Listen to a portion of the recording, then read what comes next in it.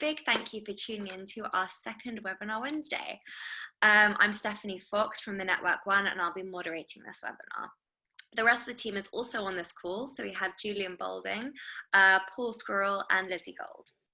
So just a little bit of housekeeping before I introduce our speaker. You might have had these before if you were at the last webinar, but even so, I'm going to go through them again for the new people, and I've posted them in the chat box as well.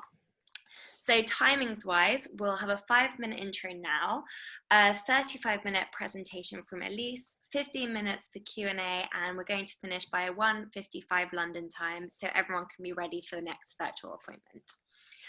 Please do keep your microphones muted. We'll unmute your microphone if we're calling on you to ask a question. That being said, it would be really great if you could keep your videos on so Elise has some friendly faces to present to. There will be a Q&A portion at the end, but if you have any questions while Elise is talking, please just send them directly to me in the chat. So to do this, just go to the chat box, and where it says to, you should see a little drop-down menu. Select Stephanie Fox and just send me your question. I'll go through all the questions and we'll select it for you to ask Elise once she's finished speaking. So all questions should just be sent to me in the chat box, but if you would like to ask Elise the question yourself, just say that in brackets next to the question. Just say I'll ask or something like that. Now, of course, I'd be happy to ask for you if you're feeling a little bit more shy, which is totally fine. Hopefully you'll have your viewing mode on Zoom set to speaker view. If not, just click speaker view at the top right of your screen. Our speaker Elise will be sharing slides on her screen, so if you can't see her speaker window when her slides are on, select show active speaker view. If you have any technical issues, please message Lizzie Gold directly in the chat, or you can email Lizzie at lizzie.gold@thenetworkone.com. We're going to be recording this webinar and we'll be distributing the recording afterwards. So if you prefer not to take notes and just focus everything on the webinar, that would be great. But of course, feel free to take notes if you'd like to. In the very unlikely event that the system crashes, please just wait a couple of minutes and log back in with the same link that you already used to log in before.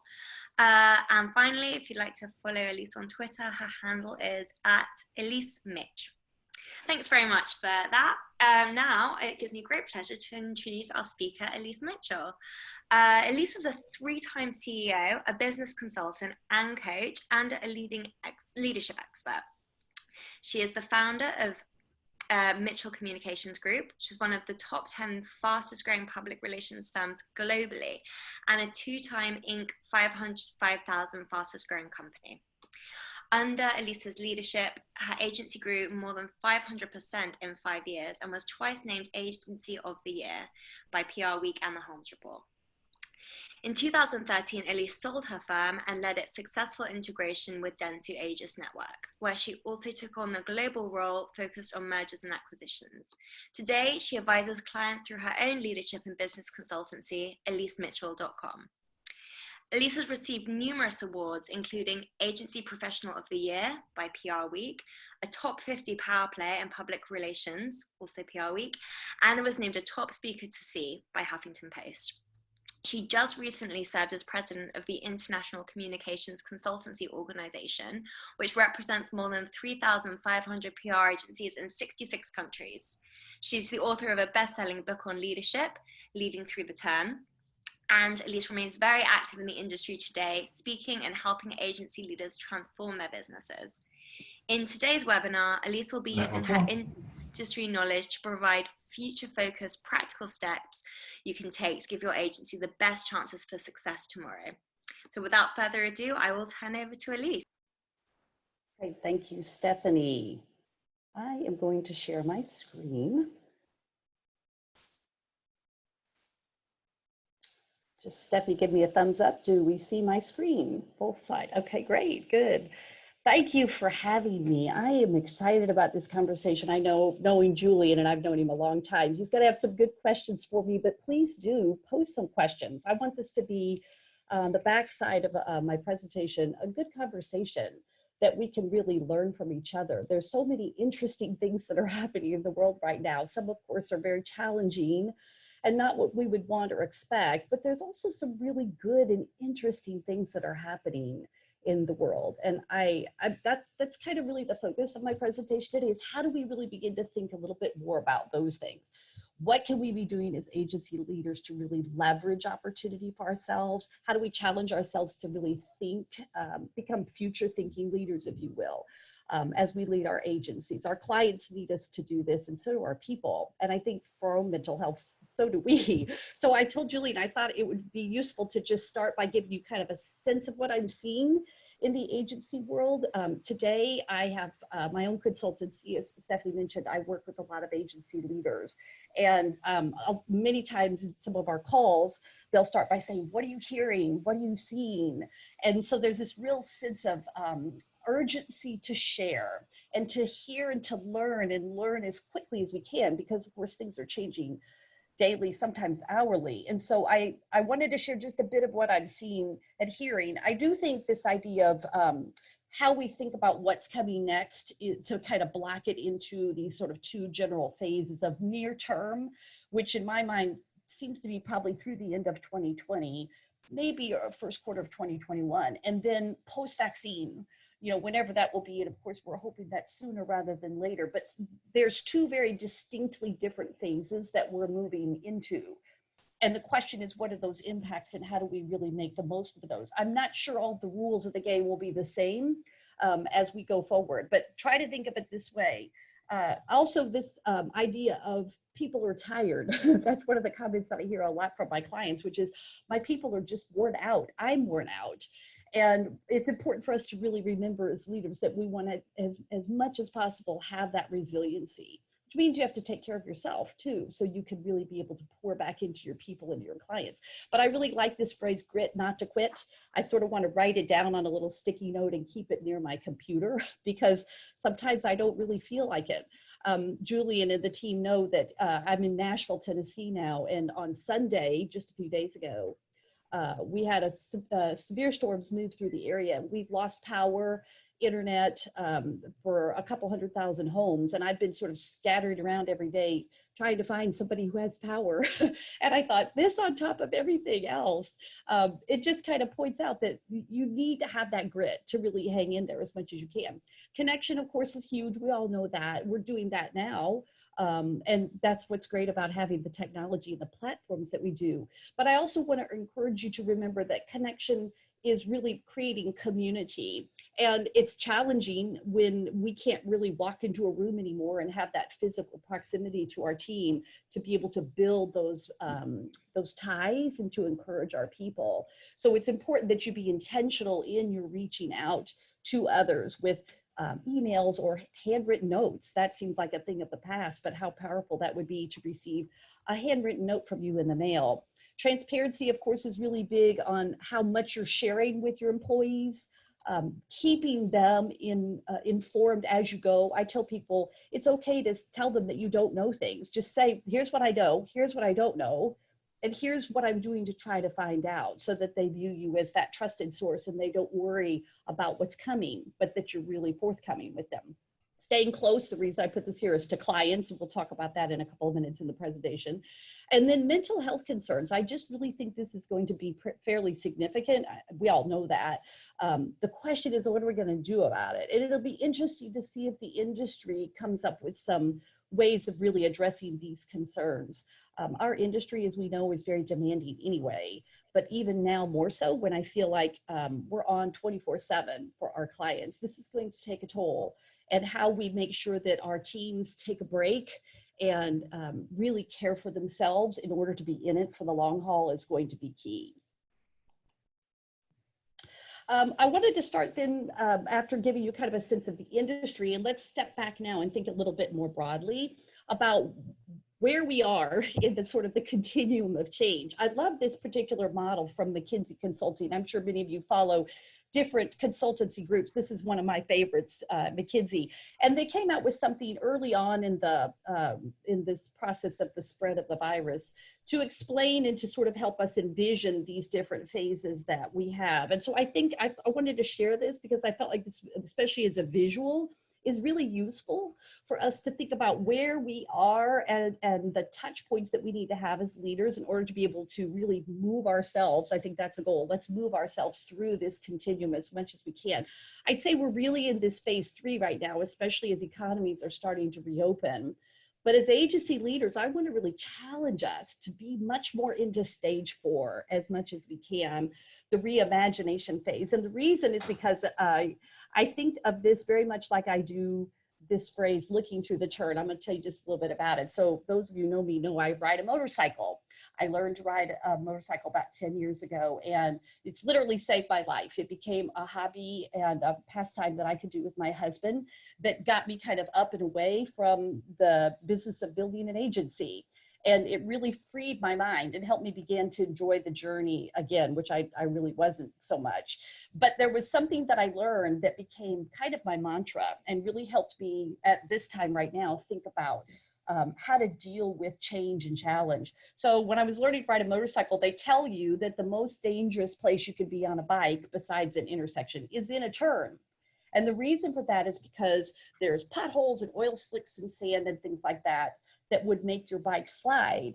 And so they say what you do is you approach a turn as you look into it and you see the hazards that are there and you make a plan to adjust and go around them. But you never take your eyes off of where you want to end up. You keep looking through the turn at the end of the road where you want to go. And the reason is because your bike follows your eyes.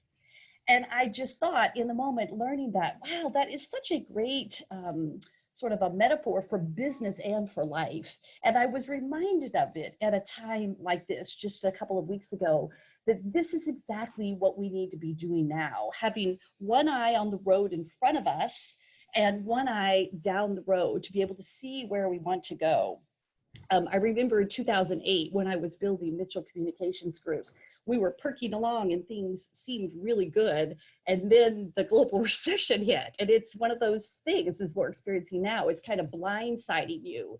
You really weren't quite prepared for it. And the real question is, how do you rebound out of those situations? And I think that's really key for us to remember. Yes, we want to take care of the urgent that we're dealing with day to day, but we want to keep our eyes looking down the road of where we want to be. And that kind of helps me think about this idea of moving into phase 4 in that McKinsey model of reimagining our agencies and the business community. What's it going to be like? How do we get into that reimagination mode and begin to really think ahead about the future? So my good friends in India will recognize this scene. I was in India a couple of years ago. Fantastic trip. I love that country. And my husband and I one day we were in a tuk-tuk in the city of Jaipur, and it was a busy city street scene, as you can imagine. And we got out of the tuk-tuk and we were standing there, and there was just the swirl of people and vehicles and bicyclists all around us, and we were a bit overwhelmed. And we were with our guide who literally took us by the hand and up a set of stairs, a few levels up. And we stood on this balcony, this beautiful balcony. And we looked out over the entire city and we could see everything. We knew exactly where all the parts of the city were. And that lesson wasn't lost on me in the moment of, wow, I don't do this often enough. I'm so down in the day to day, in the swirl and the chaos of my life and of running an agency that I don't stand up on the balcony often enough. And I've got 3 questions there for you. When you're figuratively standing on the balcony with your agency, what do you need to be thinking about? And how do you look broadly across the business landscape? Not just our industry, but the business landscape, and then of course global impacts as well, to see what changes are coming, what will the impacts of those changes be, and what do I need to do about it, which of course is the magic question that we all want to know. So I want to share with you, and I told Julie, and I thought this might be useful to share just a couple of practical things that you can do as you are standing on the balcony and trying to figure out where you want your agency to go from here. There's an interesting leadership skill called sense making, which this is really a thing. I stumbled across it a few months ago. I think I'd heard of it, but I hadn't really paid that much attention to it. But when I got really into thinking about what it means to think into the future and to develop and hone some future thinking skills, I ran across this and I really liked it because it's very practical in how we sort of assess what's going on and figure out what to do about it. So sense making is really a hallmark of an effective leader. It helps you begin to sort of readily see how things are shaping up. So I love this visual of the puzzle pieces. Probably a lot of people are doing puzzles these days, but I like it because it is your ability to kind of put the pieces in place to create the picture, the image that you want to create. So in practical terms, for us as business leaders, the real question you're asking yourself and answering is, what the heck is going on out there? How do I take this jumbled mess of puzzle pieces of what's happening in this pandemic and begin to put them together in a way that makes good sense? So how do you do that? Well, there's a couple of things that you can do, and this is really relying on the business acumen that I know you already have as an agency leader to begin to put the pieces together and how you do it. So the very first thing, of course, is you have to have good data. You've got to have the ability to gather really good, reliable data, and then, of course, analyze it. And what I caution people here is, yes, you want the facts and the figures, but I also want you to begin gathering some of that qualitative data as well, the things that will guide your intuition for you to be able to know what kinds of decisions that you need to make. You might want to consider broadening your data inputs as well too. Do a little bit more searching, broaden your search for the types of information that you want to get. These days, there's so much free information that is coming out, like these types of things, webinars and such, where you have a chance to connect with others and hear different points of view. So be hungry for that information and really get good at pulling that in, and then of course synthesizing that data. Monitoring is a great skill that we need to remind ourselves, and probably most of us do it instinctively, so maybe it's more of helping and coaching your team how to do this, is to be able to really just on a regular basis scan the environment to see what is going on. And sometimes this is doing things like looking at different industries to see what changes are happening there that might have an opportunity or an impact for us as well. Being open-minded, of course, is this idea of seeing things through your own wisdom and your own experience as well, but getting the perspective of others. Sometimes we move really fast and we think we know, and many times we probably do have a good idea of what to do. But you want to be able to stop and engage your team, especially your leadership team, to get diverse points of view, to make sure that you've not moved so fast that you've made some assumptions that might not be correct, or you've overlooked something that might be useful in a decision that you're going to make. So at times, I want to challenge you to be a little more open-minded and to seek some diverse perspectives. Zeitgeist leadership, this is interesting for those of you who are our German-speaking friends, of course, know what this means, but zeitgeist is really the mood of the moment. You know, it's understanding how things are in the current day, and of course, importantly, how they're changing. And this is one of those things that, again, is a little bit of an art, not as much of a something that you learn how to do. You learn to do it by doing, not so much by just hearing about it or reading in a book. But it's things like, how do I see the differences and the shifts in language and how conversations are changing? Where in the past something might have been okay, and of course those things change. A great example, that's, for example, the Me Too movement. The rise of nationalism is a great example of that. And you being able to, when you sense the mood of the moment, to be able to capture that and leverage that. And hopefully, and I'm sure many of you are, you're ahead of a lot of your peers in how you see these trends, and then being able to provide that type of counsel to clients of, that's interesting. I see something shifting here. Wonder what that could mean for us. And then being decisive, of course, this is having the courage to call it like you see it, Sometimes we make decisions as agency leaders and it's not so popular. And I really like this idea of being willing to take a bit of risk, and we'll talk about that in a minute. But Sensemaking, I want to encourage you just to kind of take away this too as the thought that it's more about being, it's less about being accurate and it's more about being plausible. Because in the end, Sensemaking should lead you to take action, which I think is really key for us as leaders. And that leads me into my next thought around what I call practical innovation. Julian and I talked about this earlier on, that right now is this very good time for us as agency leaders to think about how we create new things. That's the silver lining, as I was mentioning a bit earlier. There is always opportunity whenever there is major change. The question is, what is the right and best opportunity for your firm? And how do you know when and how to move forward? So in my book, I had 2 chapters on innovation because I thought this is really a key topic for leaders all the time, but at especially a time like now. And I wanted to share this Venn diagram because this is not my original idea. This comes from IDEO. Those of you who follow IDEO, of course, they're brilliant minds there thinking about innovation, but they were the ones that really came up with this idea, is that that innovation is really about turning ideas into money. Figured out which ideas is the key, but these 3 gates I think are really helpful as leaders to say, first question is desirability. Is this product or service wanted or needed? I think sometimes as leaders, we come up with lots of ideas, but we're not sure if anybody is going to buy them. So knowing whether it's wanted or needed is the first question to ask. Feasibility is, can we do it?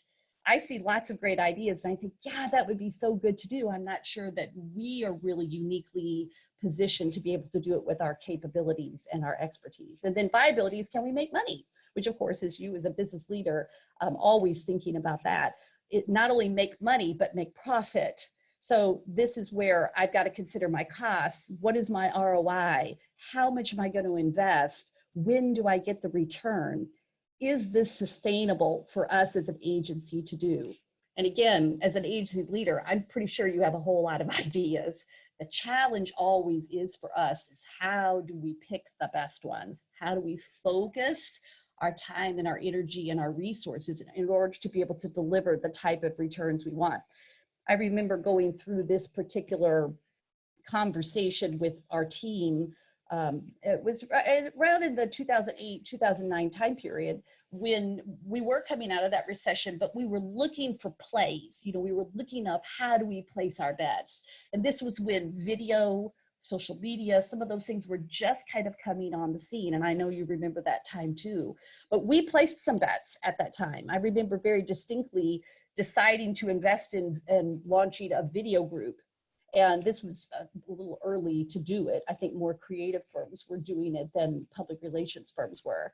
But we sat down and we just put pen to paper. And what would it cost? We knew the talent we wanted to hire. How much would it cost to get him? What equipment does he need? What do those packages of services look like? How do we price them? How many videos will we need to sell to make our money back, you know, to kind of break even? And then how do we make profit? And that really helped guide us on how to make certain types of investments that we thought could carry us forward into the future. And of course, looking back, that was a real key driver for us in being able to offer some of these new types of services like video. But it also makes me think of a mindset, if you will, that leaders need to have around things like innovation. And I love this. This is a Michael Jordan quote. I'm sure you all have heard or seen this before, but I have it in a desk, a magnet that sits on my desk, a paperweight. And it's, don't be afraid to fail, be afraid not to try. And I keep it there because it's challenging for me. I don't know about you, but I don't like to fail. I like to get things right as much as I can. But I also realize that sometimes my fear of failure holds me back. And it makes me think, well, you know, I'm not really sure. Is this something that I want to do? And I want to encourage you to think about how you as a leader create what I call a culture of try. So it's this idea that you can't be the only person in your firm who comes up with great ideas, figures out if they're going to work, runs all the models. You know, yes, that's a large part of your role, but you've got to be bringing other people into this process. I do think this is a A challenge for founders. You know, we tend to sort of think we can put our agency on our back and we can carry it across the finish line just by sheer will, working longer hours, that sort of thing. But that's not really the best way to go. It's certainly not very scalable. When you create a culture of try, is a phrase that I use, it really helps empower your people because you broaden that permission, if you will, to other employees to say, hey, I want you to think in new and different ways. What are things that we could try? And how do we roll those things out? So how do you do that? Well, I always used to tell myself, Elise, think of it like you have a greenhouse. Your agency is a greenhouse and you're gonna plant some things, you know, so you tell your people, we're gonna plant some different things. Some of them are gonna really take off, you know, and blossom. Some of them maybe not so good. They may just sort of die on the vine. And we certainly had ideas that died on the vine that didn't really work. But some of them will work and some of them actually might become game changers for you. And I think this is the key, is you have to be willing to try some things to see what might work. So how do you do that? I love this phrase, Genji Genbutsu. I'm sure you've heard this before. It became very popular through the Toyota production system, where the chief engineers actually believed that you needed to go to the production floor to figure out what was going on. They would actually draw a chalk circle on the floor and they would make the young engineers come and stand on the production floor and observe and watch. Because they said, if you're gonna learn anything, what's working and what's not, you need to be close to the action. And I really love that idea. I sold my company to Dentsu. And so I have really been blessed to understand some of these sort of timeless concepts that the Japanese have shared with us and the rest of the world. And I love this thought of how good a job are we doing to go and see what's really happening with our clients. Are we sort of relying on anecdotal data or assumptions that we've had from the past? How close are we staying to clients to really understand what is happening and changing with them? And I think that's really key. And of course, right now you can't go and see literally, but you can find out what's going on. You can do check-ins with your clients. You can read through social media, look through customer comments. If your clients have call centers, you can be listening in on things like that. I remember at Mitchell Communications, Walmart has always been a very big client of ours. And we used to send our frontline account managers to go to work in a Walmart store for a day, like to shadow a store manager. And we'd say, put your sneakers on because you're going to be walking about 5 miles a day. And you do, but you know what? You come back with the healthiest sense of, oh my goodness, I see what a complex and amazing ecosystem is happening on the front lines of this company. What do I need to do to help it thrive? It just gives you a fresh and really new perspective. And then the test and learn model is a great thing for us to remind ourselves for one very primary reason. You want to get things out the door. And I think this is really tough for those of us who want everything to be exactly right and have it be perfect. That's what holds us back, right? Fear of failure, trying to make sure something is perfect before it goes out the door.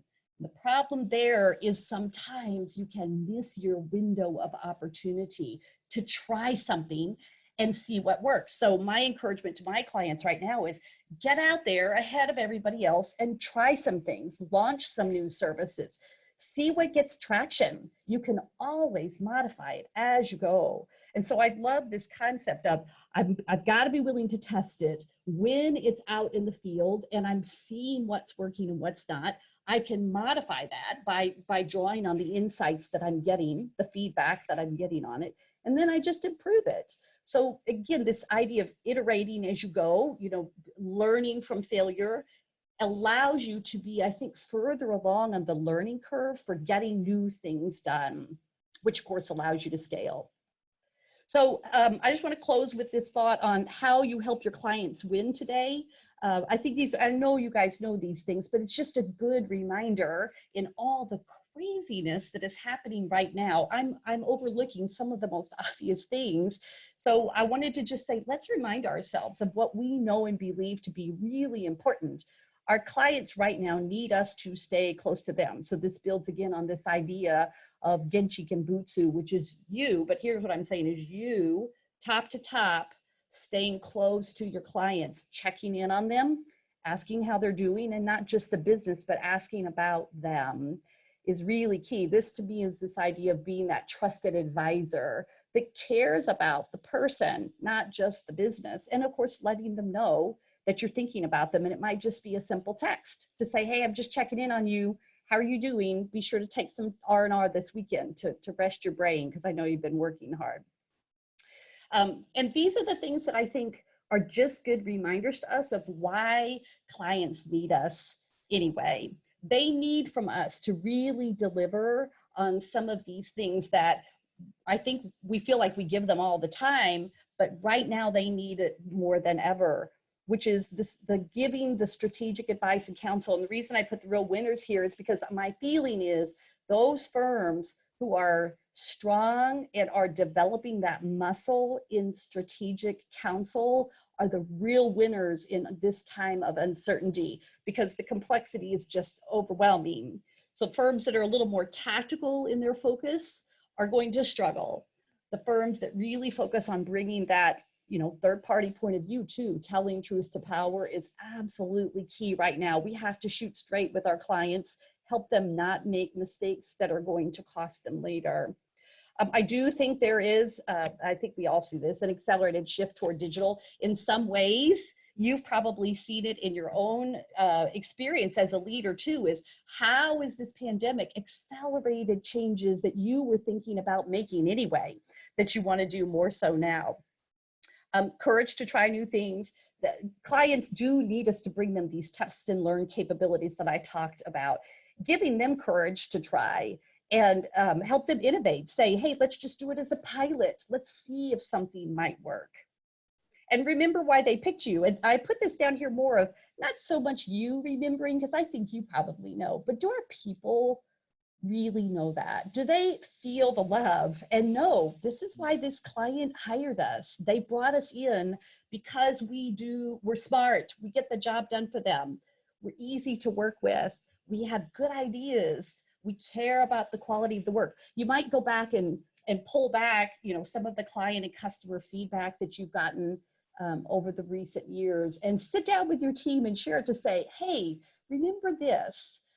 Sometimes we need to go back and read and feel the love again when we're so stressed out, to remind ourselves, yeah, we were picked. Our clients really want to work with us, and it is a bit of an encouragement. And then, of course, I want to encourage you to use this opportunity to grow as a leader. How are you changing? How are you growing? What are you going to carry forward with you from this time? And what are you going to leave behind?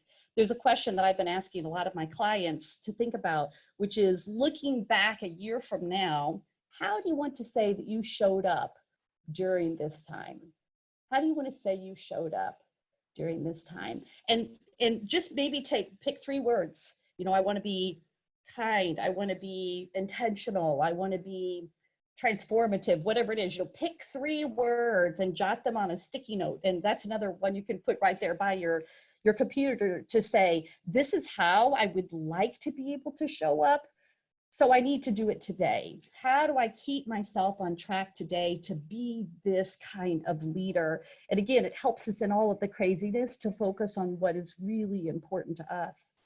And then I'm going to leave you with these 5 questions, and then Julian, we'll get into Q&A now. But as you think about the future and how you lead your agency into the future, here are a couple of questions that you could sit down with your team after you've done your sense making and you've thought about innovating, staying close to clients. Then how does the agency need to change? What do we need to be doing to really take advantage of some of the opportunities to be different? What needs to change in us? And what results can we expect? Of course, we know that SMART objectives, you've got to have some measurement on there. Be challenging, put some stretch goals out there for us. People are still buying, clients are still hiring firms. And as we begin to reopen our economies, we want to all be the last ones standing, right? We want our firms to be the ones that really take this time, maybe now 2020 is the beginning of a whole new trajectory of growth for you and your firm. It's possible, but you've got to be able to really help lead your team in the direction that will help you build on your success. So with that, Julian, I'll stop and turn it over to you. Well, thank you so much. That was really brilliant. I'm going to now open up the floor for Q&A, and I know that Julian has a question he'd like to ask you, so let me pass over to Julian. I have no doubt Julian has a question for me. Well, I mean, actually, I've got about 10 questions I'd like to ask, but I will not try to, to steal the show. But the one that I really wanted to ask you was right from the beginning, because I sat yesterday in a webinar with Kantar, and they were urging their leaders listening to be very radical in change and saying you're going to underestimate what you can and should do. For example, they said, you're going to looking at redefining markets, but don't just look at redefining markets. You should look at redefining your whole business model. They said, don't just get marketing and sales to collaborate better. Why not tell your client they should merge marketing with sales? And I'm thinking now, listen, you've led an agency in the real world. At what point in a time of confusion and change do you go, this is just too radical? Or at what point do you go, I can be as radical as I want now? What's your experience in this? Yeah, that's a great question. Thanks, Julian. Well, I tend to be a little radical. And I think a lot of founders are, a lot of entrepreneurs. It's perhaps a bit more around the idea of, okay, so this is another way I'm sort of helping my clients think about it. I think we have a window of opportunity right now to be radical. There's, sort of all bets are off. The normal is gone. You don't have power, you don't have your whole world is sort of upended. So all the things that were kind of the unwritten rules, or maybe even the written rules of the past, I think are not necessarily relevant anymore. I think we're going to be rewriting whole new norms of how we run our companies, how the industry works, how clients buy, why they buy. I think is all going to be very different. That's just my view. So I think while you have a window of opportunity, I would be radical. And I would get your team to get a little bit more like that. Now, one thing to watch for is a lot of people don't like change and uncertainty, which of course always shocks me, because if you're in the agency business, you like change. But I get that people don't like uncertainty. So you want to bring your people along in these conversations to say, this is back to the idea of how do we reimagine, which is throw it all up on a board to say, how would you put these pieces of the puzzle together in a very different way? And again, I think you have permission right now. Things will settle in probably a few months from now. And then of course, who knows what the long-term normal will be. But I really like the idea of erring on the side of being a little more radical now. Just be sure to bring your people along with you. Great, thank you very much. I would now like to call on Chris Vetrano to ask his question. If you're there, Chris. Chris, let me just unmute you. Okay. Hello, Elise. Hi.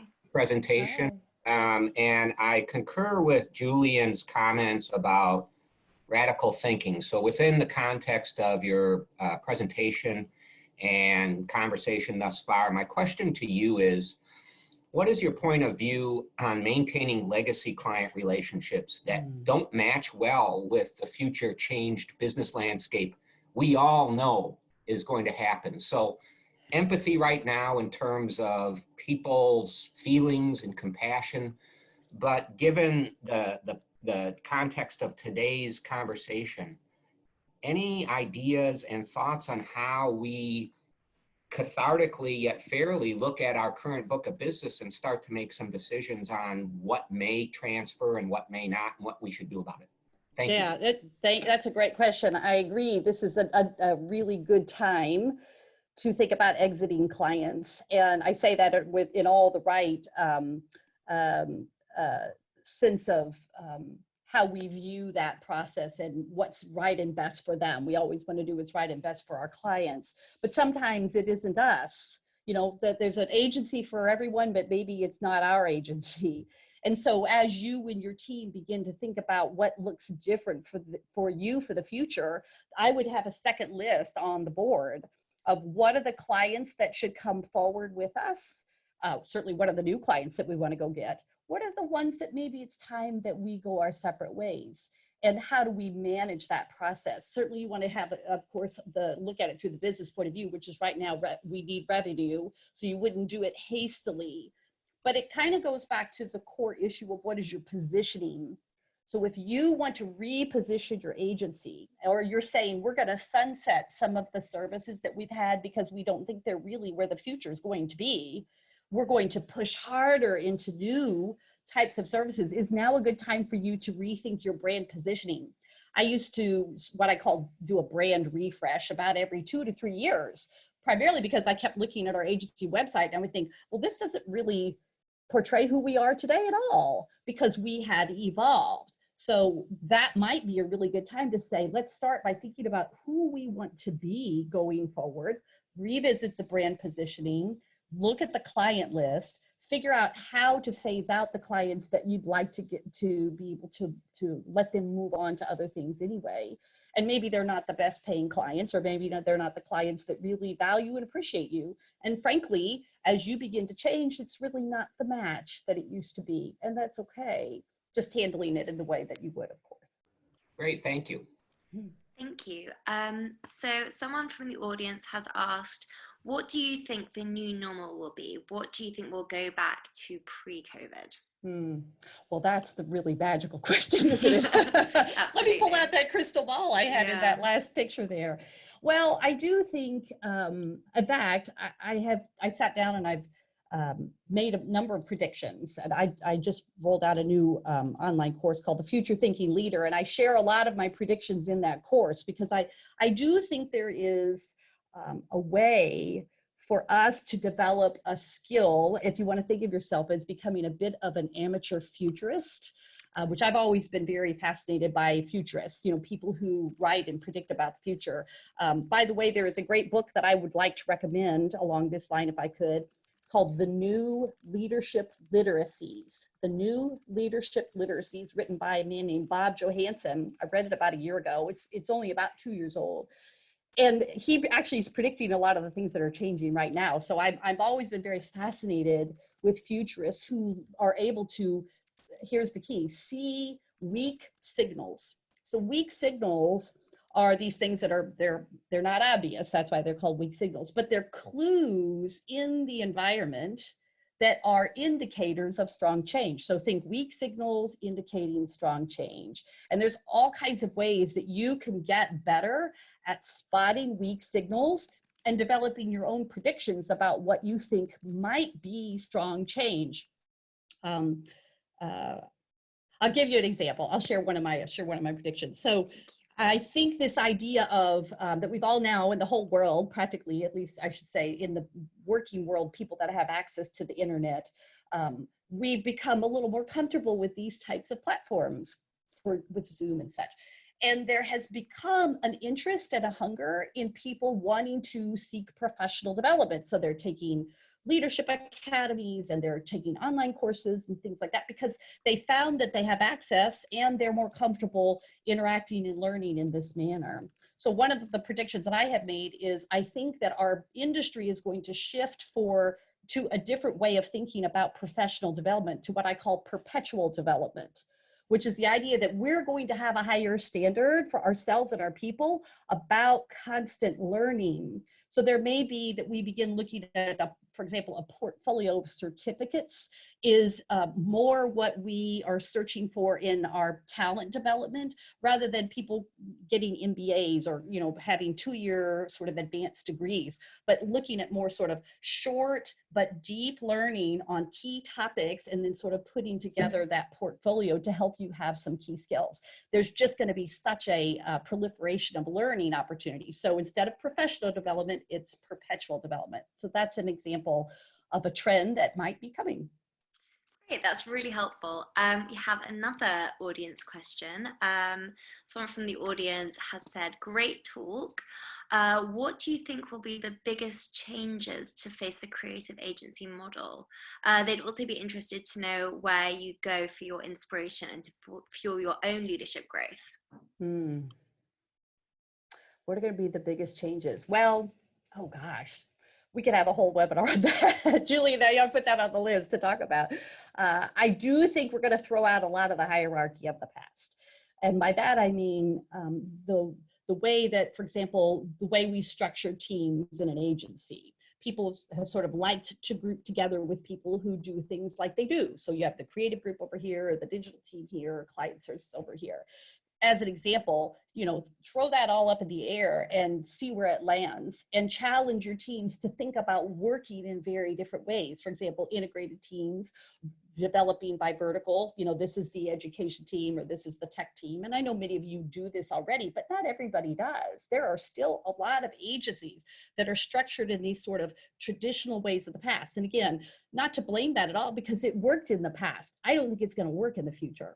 I think people on our teams are going to be demanding a lot more flexibility about the way they work. Of course, some people are not going to want to come back to the office. They're going to want to stay at home, or they're going to only want to come in part-time. So I do think the way that our office space is structured is going to be completely different. I think the commercial leasing business and real estate industry is in for some significant headwinds as people say, I'm out of these big leases. Because we meet and gather and work in very different ways. So those types of trends and changes are going to shake up how your agency is structured. I also think this is a fantastic opportunity to completely revamp your pricing. So this is something I think most people get really nervous about. Do not limit yourself to hourly costs or traditional pricing packages of the past. Try some really different things now, because again, you have this window of opportunity where you can try some different things. Do value-based pricing. We've all talked about that and we want to do that more, but we felt sort of locked into pricing structures of the past. I think you shake that up and you price yourself in very different ways. Raise your prices on the things that are really much more high impact, like your strategy, your counsel, your crisis management, things like that, or some of these high impact campaigns. That Blair Enns is, of course, a thought leader in this space in the creative and marketing industry, and I think he's brilliant in a lot of ways, but he really challenges us by saying the value is in the eye of the beholder. It's not what you think the value is, it's what they think the value is. And I just think we sell ourselves short a lot. So I would encourage you to consider maybe innovating your pricing structure now. Just try it and see what works, and you might be surprised. Great, thank you so much. I think we have time for one more question. So I would like to call on Girish Balachandran, if you're there, Girish. Yes, can you hear me? Yes. Great, Elise, thank you. This is really inspirational, mostly because I think since the sort of pandemic started, it's been hard to sort of raise your head from just the day-to-day and sort of look beyond. One of the sort of challenges that we're facing, I run a firm called On Purpose, and we sort of work on social change issues. Now, one of our clients, I think took our commitment to be with them 100% through this crisis really seriously. And, our scope of work has completely sort of doubled without sort of any additional revenue. And of course, you can't make and ask for additional revenue in these times. And my concern is that, we've got this double-edged sword of a client that is, really being very demanding, and a team that is sort of going through the mental stress of having to sort of, double work in these conditions. I don't know if you have any advice in terms of, once how we come out of this crisis, how do we fix this again? Because I've got a feeling we may have got this client used to just too much. And it'll be really hard to backtrack. Any advice? Yeah, I agree. This is interesting. I think we've all done this with my clients that I have now. I told them early in March, I said, I'm here for you 24/7. You have an SOS call, text, email, whatever, I'm here for you. And so I sort of set aside, like you did, what were the parameters of the engagement in the past. But my view of it was, but this won't last, we've got to get back to normalcy at some point in time. So it may be for you to be able to have an intentional conversation with the client, to go to them to say, I just want to share everything we've done for you over the past 6-8 weeks or however long that period has been for you, and highlight what those are. And then talk about it also from a burn report point of view, which is, and here's the hours that we have put in against your business because we wanted to be there for you, and no harm, no foul. We wanted to do it for you. We hope that you can see the value that we brought. But starting now, or starting May 15th or whatever, going forward, we want to revert back to the retainer, or this might be a better idea, say we want to propose a different fee arrangement with you. And maybe you take from where they are now to what they've been using you, and you find someplace in the middle, because you're probably right. They don't want to go back, but they do need to be willing to pay you for it. So this might be an opportunity to think about, how do I price things differently, structure the team in different ways so they don't have access to everybody. Maybe we narrow the focus of what we do for them, or narrow their access to certain types of team members, and try to find a number that everybody can live with going forward.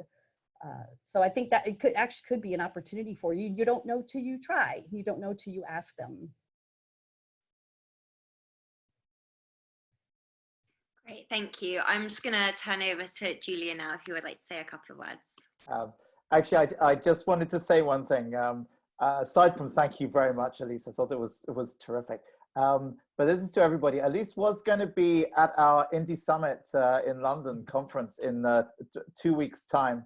Obviously, we're not having that now, as you know, and it'll be next year. But what we thought we would do, and we will do again, but next year, is kick that off with, instead of just a half-hour session or something like that, with Elise, ask Elise to spend 3 or 4 hours to do a real in-depth workshop for people who come. And I'd just love to get your feedback, anybody who's done this, on how useful that work would be, and how it might be structured, and what you would like to get out of something like that. So we're gonna have to wait a year for it, but of course you don't have to wait a year to talk with Elise again. And you know, her business now, you know, she's run an agency like all of you have, but her business now is consulting, and she, for a living, you know, she does this for individual agencies, and is in that terrible transition period that everybody like us is in. Of how do I get from doing just the valuable free things, which are your instinct to do, which you have done very generously, as you always do, Elise, into something that makes a business. So support this poor lady who's now trying to find her way in the world in the middle of COVID-19, doing it incredibly well. And I'm sure she'd be, you know, love to give some of you at the right time, you know, individual counsel on your business as well. That was it, Elise, and a big thank you. Thank you, Julie. And people can find me at elisemitchell.com. That's easy. That's they will. elisemitchell.com. Great, thank you so much. I'm actually going to share your details on the screen right now. Great, thank you. Yeah, so I also would love to say a really big thank you to Elise for that great webinar. If you didn't have time to ask your question in the audience, you can contact Elise either on Twitter at EliseMitch, or via her email address, which is on the screen now, elise@elisemitchell.com. Thank you all for coming. We hope you enjoyed it. We'll be holding webinars at the same time every Wednesday. The next one will be held on May the 13th, and that'll be called The First 7 Seconds with Bill McGowan. So the first 7 seconds are how long you have to make the right first impression on a virtual platform. Now that meetings, pictures, and interviews have moved online, a lot of us are concerned about how to present ourselves professionally and confidently via webinar. We've enlisted interviewing coach superstar Bill McGowan to teach you how in our third webinar Wednesday. Bill is founder and CEO of Clarity Media Group. He's a 2-time Emmy-winning journalist, expert public speaker, and author. So today, Bill uses his experience to coach clients on how to present themselves best in interviews and public speaking. So our future webinar Wednesdays can be found on our website under events, www.thenetwork1.com/webinars. I'd just like to say another huge thanks to Elise for those really helpful, you know, number one, the advice, but also answering the questions as well. And thanks to everyone for tuning in. Thank you very much and have a really great day.